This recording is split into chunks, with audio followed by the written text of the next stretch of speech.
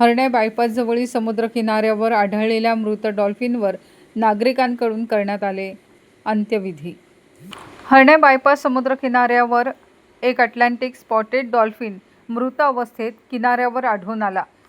घटनेची माहिती मिळताच संबंधित अधिकारी व स्थानिक नागरिक घटनास्थळी दाखल झाले.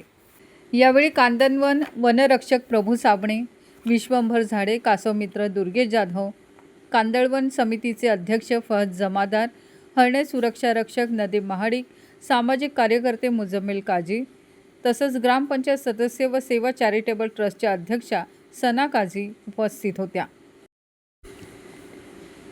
डॉल्फिनच्या विल्हेवाटीसाठी जेसीबी उपलब्ध न झाल्यामुळे उपस्थित सर्व मान्यवरांनी स्वतः पुढाकार घेत मोठा खड्डा खोदून वन्यजीव संवर्धनाच्या दृष्टीने आवश्यक खबरदारी घेत डॉल्फिनला सन्मानपूर्वक पुरले. यावेळी उपस्थितांनी सागरी जीवांचे